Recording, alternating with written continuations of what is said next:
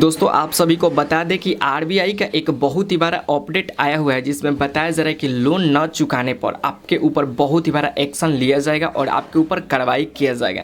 क्योंकि अगर देखा जाए तो लोग अपने छोटे ज़रूरतों को पूरा करने के लिए लोन ले लेते हैं और टाइम पे लोन को नहीं भरते हैं। तो क्या आप लोन नहीं भरते हैं तो ये सही करते हैं या गलत करते हैं, आगे चल के आपको क्या परेशानी हो सकता है। बहुत ही बड़ा नोटिफिकेशन आया हुआ है आरबीआई की ओर से जिसमें बताया जा रहा है कि कोई भी व्यक्ति अगर लोन लिया है और समय से पहले उस लोन को नहीं चुकाता है तो उसके ऊपर बैंक क्या करेगी कि एक्शन लेगी और आगे चल के उनको काफ़ी ज़्यादा दिक्कत भी होगा। क्योंकि अगर देखा जाए तो लोग अपने छोटे बड़े कामों के लिए आजकल लोन ले लेते हैं, क्योंकि लोन लेना एक बहुत बड़ा मुश्किल काम नहीं है, बहुत ही सिंपल काम है।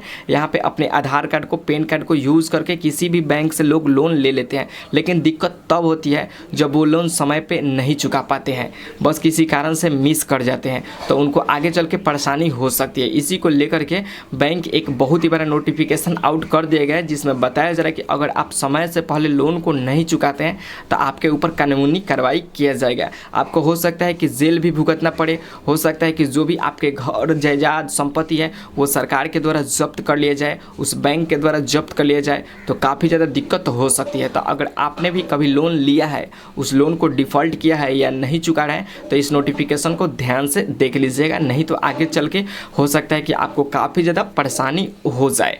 क्योंकि लोन चुकाना सबसे ज़्यादा ज़रूरी है, नहीं तो आपका सिविल स्कोर ख़राब हो जाएगा और भविष्य में कभी भी आपको लोन भी नहीं मिल पाएगा। चाहे आप क्यों ना कितना भी अप्लाई करिए लोन के लिए, अप्रूवल नहीं होंगे, आपका रिजेक्ट कर दिया जाएगा। तो चलिए वीडियो में आगे बढ़ते हैं और इस नोटिफिकेशन को दिखाते हैं कि आरबीआई के द्वारा कौन सा नोटिफिकेशन आया हुआ है। तब तक आप वीडियो को लाइक कर लीजिए और चैनल को सब्सक्राइब कर लीजिए और वीडियो को ज़्यादा से ज़्यादा शेयर कीजिए ताकि सभी लोगों को पता चल सके कि लोन न चुकाने पर सरकार क्या एक्शन ले सकती है, आरबीआई का क्या नियम कहता है। तो देखिए आगे मोबाइल के होम स्क्रीन पे अब आपको बताने वाले हैं कि आरबीआई का कौन सा नया फैसला आया हुआ है और लोन ना चुकाने वाले पर किस प्रकार से एक्शन लिया जाएगा। यहाँ पे देखेंगे तो बताया जा रहा है आरबीआई का बड़ा फैसला, लोन न चुकाने वालों पर होगी अब सीधी कार्रवाई। ठीक है, लोन डिफॉल्टर पर काफ़ी जल्द यहाँ पे एक्शन लिया जाएगा। यहाँ पे बताया जा रहा है आजकल ज़्यादातर लोग अपनी ज़रूरतों को पूरा करने के लिए बैंक से लोन ले लेते हैं, चाहे वो कार खरीदना हो, घर बनाना हो या फिर बिजनेस शुरू करना हो। लोन लेना बहुत ही आम बात हो गया है, लेकिन दिक्कत तब शुरू होती है जब लोग लोन लेने के बाद ईएमआई समय पर नहीं भरते हैं। अगर लगातार किस्त नहीं भरी जाती है तो बैंक ऐसे ग्राहकों को लोन डिफ़ॉल्टर कैटेगरी में डाल देती है। ठीक है, यहाँ पे आजकल लोन लेना कोई बड़ी बात नहीं है, लेकिन यहाँ पे लोन समय पर न चुकाना ये सबसे बड़ी बात है। ठीक है, और लोन न चुकाने वाले व्यक्ति को बैंक क्या करती है कि डिफ़ॉल्टर कैटेगरी में डाल देती है। यहाँ पे बताया जा रहा है लोन डिफ़ॉल्ट करना सिर्फ सिविल स्कोर ही नहीं बिगड़ता बल्कि आपकी कानूनी झंझटों में भी फंस सकता है। ठीक है, आइए जानते हैं कि अगर आप लोन नहीं चुका पाते हैं तो आपके खिलाफ क्या एक्शन लिया जा सकता है और आरबीआई इसके लिए क्या नियम तय करती है। ठीक है, यहाँ पे बताया जा रहा है कि लोन डिफ़ॉल्ट करने से सिर्फ आपके सिविल स्कोर पर फर्क नहीं पड़ेगा बल्कि और भी आपके झंझट पड़ सकते हैं, कानूनी कार्रवाई किया जा सकता है। यहाँ पे बताया जा रहा है लोन डिफ़ॉल्ट क्या होता है। सबसे पहले यहाँ पे जानेंगे कि लोन डिफ़ॉल्ट होता क्या है। जब कोई ग्राहक तय समय पर बैंक की ईएमआई नहीं भरता है तो लगातार 3 महीने तक भुगतान में चूक करता है तो बैंक उस खाते को एनपीएफ यानी कि नॉन फॉर्मेटिंग एक्ट घोषित कर देती है। यानी कि उस लोन को बैंक के लिए घाटे वाला माना जाता है और ग्राहक को डिफ़ॉल्टर घोषित कर दिया जाता है। ठीक है, यानी कि 3 महीने तक अगर आप ईएमआई नहीं जमा करेंगे तो आपको डिफ़ॉल्टर घोषित कर दिया जाएगा। यहाँ पे बताया जा रहा है डिफ़ॉल्ट करने पर बैंक क्या करता है। ठीक है, अगर लोन डिफ़ॉल्ट करते हैं तो बैंक आपके साथ क्या करेगा उसके बारे में बताया गया। बताया जा रहा है कि सबसे पहले बैंक ग्राहक को फ़ोन, ईमेल या नोटिस के ज़रिए ईएमआई भरने की याद दिलाता है। यानी कि अगर उसको लगता है कि आप भूल गए हैं तो आपको याद दिलाने का प्रयास करता है। अगर फिर भी पेमेंट नहीं होता है तो बैंक आगे की कार्रवाई के लिए सिविल कोर्ट का रुख करता है। ठीक है, यानी कि आगे का कार्रवाई क्या है, सिविल कोर्ट का रुख करता है। कोर्ट में बैंक यह साबित करता है कि ग्राहक ने जानबूझकर भुगतान नहीं किया। इसके बाद कोर्ट डिफ़ॉल्टर की संपत्ति जब्त करने या उसके वेतन पर रोक लगाने तक का आदेश दे सकता है। यानी कि जब मामला कोर्ट में जाएगा तो जो भी आपका संपत्ति होगा वो जब्त करने का आदेश आ जाएगा और आपका जो इनकम होगा उसको भी जब्त कर दिया जाएगा। अब यहाँ पे देखेंगे तो बताया जा रहा है कुछ मामलों में अगर बैंक को लगता है कि जानबूझ करके लोन नहीं चुकाया गया है या फर्जी कागजात देकर के लोन लिया गया है तो भारतीय दंड संहिता की धारा 420 के तहत केस दर्ज किया जा सकता है। इस धारा के तहत जेल की सज़ा और जुर्माना दोनों संभव है।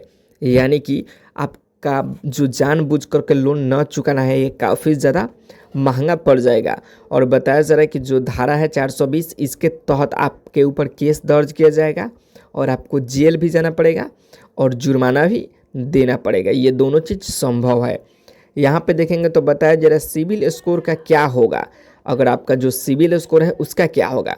यहाँ पे बताया जा रहा है अगर आपने लोन नहीं चुकाया है तो इसका सबसे पहला असर आपके सिविल स्कोर पे पड़ता है। समय पर ईएमआई न भरने की वजह से सिविल स्कोर गिर जाता है और ये रिकॉर्ड कई साल तक बना रहता है। ठीक है, यहाँ पे बताया जा रहा है कि जो रिकॉर्ड है कई सालों तक आपके ऊपर बना रहेगा। अब यहाँ पे देखेंगे तो बताया जा रहा है नतीजाजनक आगे चल के कोई भी बैंक या फाइनेंशियल इंस्टीट्यूट आपको आसानी से लोन देने से मना कर सकता है। यहाँ तक कि क्रेडिट कार्ड भी मिलना मुश्किल हो जाता है।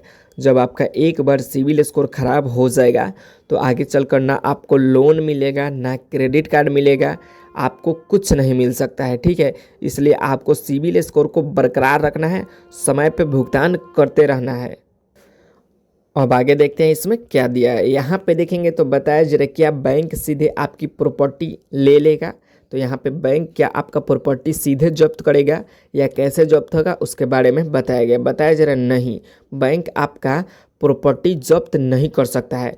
उससे पहले आपके पास यहाँ पे नोटिस भेजा जाएगा। ठीक है, अगर फिर आप लगातार अनदेखा करते हैं तो बैंक कोर्ट में केस करता है और कोर्ट की अनुमति मिलने के बाद ही आपका जो प्रॉपर्टी होगा उसे जब्त किया जाएगा।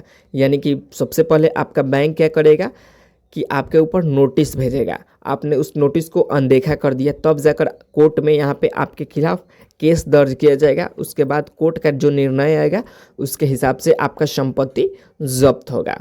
यहाँ पे बताया जा रहा है क्या वाकई रिकवरी एजेंट भेजे जाते हैं। जी हाँ, यहाँ पे बता दें कि वाकई में एजेंट को भेजा जाता है। यहाँ पे बताया जा रहा है कि जी हाँ, अगर ग्राहक लगातार ईएमआई नहीं भरता है तो बैंक रिकवरी एजेंट भेजा जाता है। ठीक है, ये एजेंट ग्राहक के घर जाकर पेमेंट की बात करते हैं। हालांकि आरबीआई ने साफ कहा है कि रिकवरी एजेंट कोई भी अभद्र व्यवहार नहीं कर सकते हैं। उन्हें अश्लील भाषा और परिवार के साथ यहाँ पे बातचीत करनी होती है। साथ ही रात के समय में महिलाओं को डराने धमकाने की इजाज़त नहीं होती है। ठीक है, यहाँ पे जो बैंक का एजेंट जाएंगे वो आपके साथ अभद्र व्यवहार नहीं करेंगे, आपसे अच्छा से बात करेंगे और कोई भी महिला को डरा धमका नहीं करेंगे और जितने भी आपका ईएमआई बाकी है उस पर ही बात चलेगा। यहाँ पे बताया जा रहा है आरबीआई ने क्या नियम बनाई है। आरबीआई का नियम क्या है, यहाँ पे बताया जा रहा है रिजर्व बैंक ऑफ इंडिया ने बैंकों और एएफसी के लिए कुछ गाइडलाइंस तय की है ताकि ग्राहकों को बेवजह परेशान न किया जाए इस नियमों के तहत। ठीक है, यहाँ पे आरबीआई ने नियम बनाया हुआ है। यहाँ पे देखेंगे तो बताया जा रहा है लोन डिफ़ॉल्ट होने पर ग्राहक को पहले नोटिस देना अनिवार्य है। जैसे आप लोन डिफ़ॉल्ट करते हैं तो आपके पास नोटिस आना अनिवार्य है। बैंक को लोन वसूलने के लिए एक उचित मौका देना होगा। बैंक जो है आपसे लोन उसले उनके लिए एक उचित मौका देना होगा। बैंक बिना जानकारी के रिकवरी एजेंट नहीं भेज सकता है। यानी कि बैंक आपसे पहले छानबीन कराएगा उसके बाद ही रिकवरी एजेंट भेजेगा। रिकवरी एजेंट को ग्राहक से समाजजनक व्यवहार करना होगा। ठीक है, यहाँ पे आपसे अच्छा व्यवहार किया जाएगा जो रिकवरी एजेंट जाएंगे। बताया जा रहा है कि अगर ग्राहक भुगतान नहीं करता है तब भी बैंक कोर्ट की प्रक्रिया अपनानी होगी। ठीक है, अगर ग्राहक है जो भुगतान समय पर नहीं करता है तो बैंक क्या करेगी कि कोर्ट की प्रक्रिया अपनाएगी। वह कोई भी एक्शन नहीं ले सकती है जब तक वो कोर्ट में नहीं जाएगी। ठीक है, यहाँ पे बताया जा रहा है क्या डिफ़ॉल्टर से बचा जा सकता है।